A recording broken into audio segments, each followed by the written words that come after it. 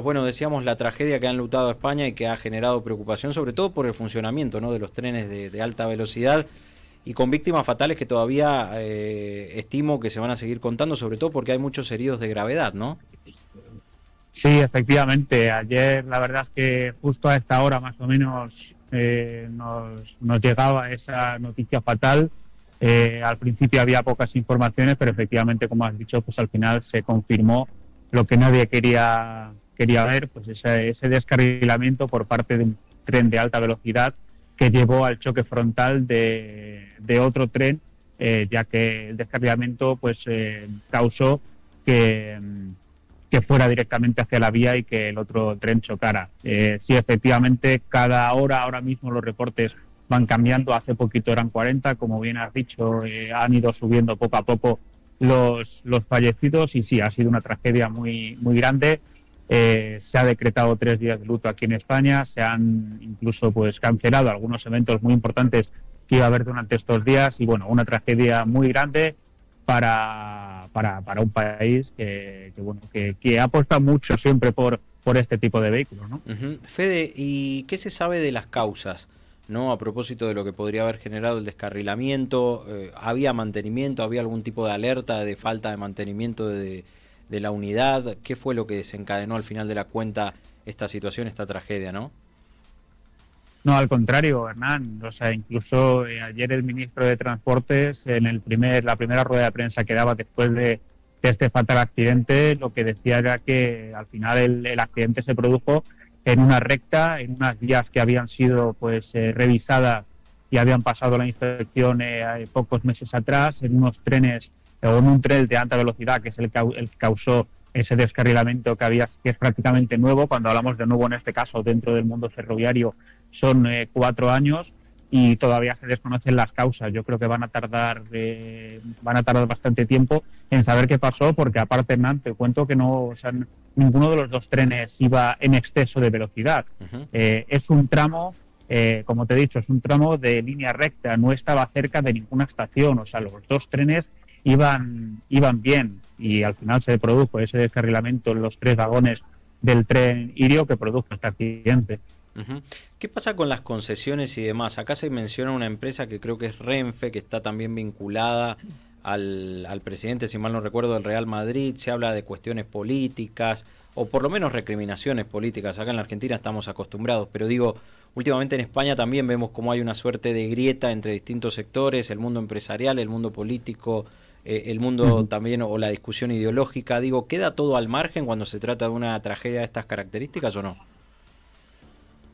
Por ahora y por suerte sí que se ha mantenido esa disputa al margen. Es verdad que en los últimos años en España pues ha habido muchísimas diferencias entre la derecha y la izquierda y la política en España pues ha dado un vuelco muy grande en los últimos años, pero días como el de ayer, como el de hoy, como los próximos días, eso pasa a un lado completamente y autoridades tanto de la derecha como de la izquierda, en este caso el presidente del país, Pedro Sánchez, también el presidente de la Junta de Andalucía, pues han estado juntos en una conferencia de prensa. Mañana van a ser los Reyes los que visiten la zona y bueno, en este caso pues hay pocas diferencias. En cuanto al tema de las concesiones y demás, hay que decir que la principal diferencia entre los dos trenes es la operadora.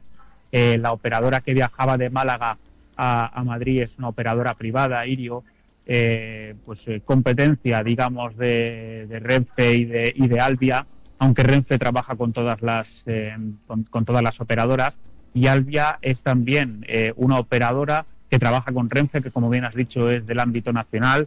Desconozco si tiene que ver con el presidente del Real Madrid en este caso, pero sí que te puedo decir que la principal diferencia es que Irio es una operadora privada y ofrece a lo mejor servicios un poco más premium, podríamos decir, pero y Alvia, sí que pues llega a esas zonas o a esas ciudades un poco más pequeñas y hace trayectos tanto de alta velocidad como de otras ciudades. Uh-huh. ¿Sabés si tenían algún antecedente de algún episodio de estas características estas operadoras o no?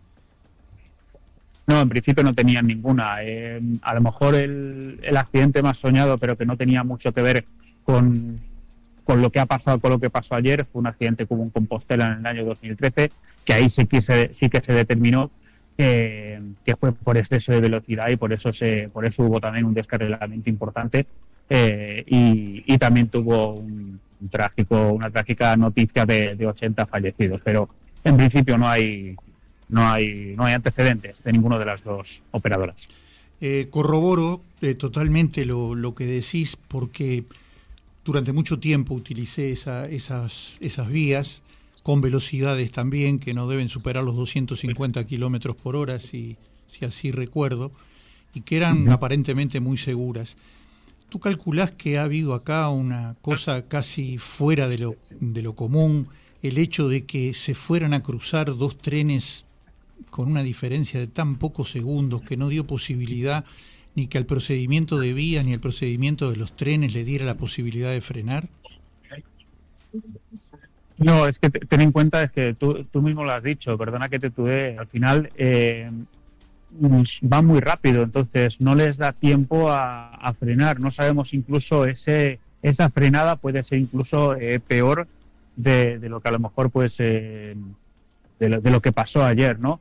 Como tú bien has dicho, el tren en España es uno de los vehículos más seguros. O sea, para que os hagáis una idea, ninguno de esos trenes, o la mayoría de ellos, no se utiliza el cinturón de seguridad. O sea, la gente va muy, muy cómoda, la gente va muy segura. Entonces, se determinarán las causas. Sí que es verdad y es cierto, y esto lo tengo que decir, que no soy el único que lo dice, sino que hay mucha gente que ya lo ha comentado, es que independientemente de que sea una zona en línea recta, unas vías que se han revisado hace poco, es una zona unos kilómetros antes a unos kilómetros hacia adelante, en las que hay muchísima vibración. Hay incluso vídeos a través de las redes sociales que hemos visto donde se puede percibir esa vibración.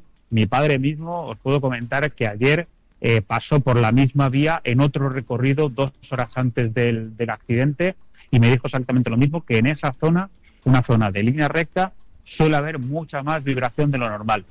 No sé si eso serán las causas, eso lo tendrán que determinar las autoridades. Creo que vamos a tardar en llevar y en conseguir esas responsabilidades, pero bueno, ya llegará el momento. Ahora es tiempo de apoyar a la gente que está allí, también pues aplaudir el trabajo y la ayuda, la solidaridad de la ciudadanía del pueblo de Ademuz y de alrededores, y veremos qué es lo que determinan las autoridades. Federico, te corro un poco del tema, pero sin salirme del tremendo accidente que ha sucedido. Sánchez está bastante hackeado en España. Todos los días recibimos noticias al respecto y obviamente sus perspectivas no son muy buenas. Hablo políticamente, pero todo este tipo de acontecimientos, más allá de la unidad que ha mostrado España, ¿significan un golpe adicional a Sánchez? Pues yo creo que depende del acontecimiento. Perdona, ¿cuál es tu nombre? Perdona, para dirigirme a ti. Carlos Dogliani. Carlos, perfecto.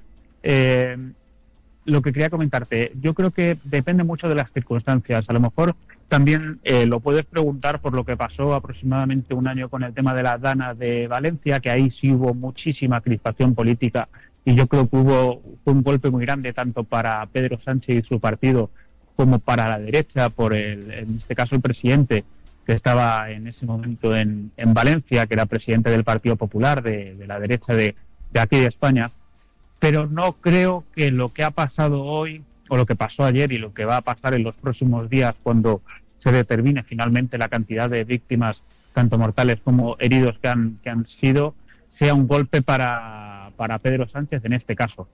Que los de la derecha lo utilizarán, como pasa en todos los países ante estas situaciones, aprovechan cualquier cosa para ir en contra del presidente o de quien esté en este caso gobernando, igual que los de la izquierda, pues también harán fuerza, ¿no? Pero no creo que esta circunstancia genere esa crispación o ese golpe, porque al final sí que es verdad que aquí esto ha sido un accidente, independientemente de que luego haya responsabilidades. Sí que ha sido un accidente que, pues lastimosamente, ha tenido víctimas mortales. Uh-huh. Fede, por último, ¿se sabe cómo era la operatoria, o si nos podés dar algún detalle de estos trenes? ¿Cómo era el rol del maquinista? ¿Son trenes tan inteligentes que no requieren maquinistas? ¿Son totalmente automáticos? Digo, para entender un poquito más, digamos, el funcionamiento, ¿no?, de estas dos líneas. Uh-huh. No, requieren de maquinistas. Siempre hay una o dos personas encargadas de estar en la parte frontal, en la parte delantera de los trenes. Por supuesto, pues son personas súper profesionales, son personas súper preparadas. Para llegar hasta allí hay que haber pasado muchísimas pruebas. O sea, no creo que se haya debido a nada humano. Veremos qué es lo que ha pasado. No creo que el tren que iba de Madrid hacia Huelva haya tenido pues reacción hacia lo que le venía prácticamente enfrente. Creo que incluso, a lo mejor suena mal, pero fueron solo dos los vagones, los dos frontales, los que al final sufrieron más daños. E incluso hay gente del vagón primero que ha sobrevivido. Entonces, es una fatalidad increíble, es la suerte de sentarte en un tren y de no saber si vas a llegar a tu casa o vas a tener problemas. Ahora mismo hay muchísima gente todavía desaparecida, porque hay que decir que del descarrilamiento y del golpe hay, no sé si eran 2 o 3 vagones que cayeron por un terraplén de aproximadamente entre 3 y 4 metros.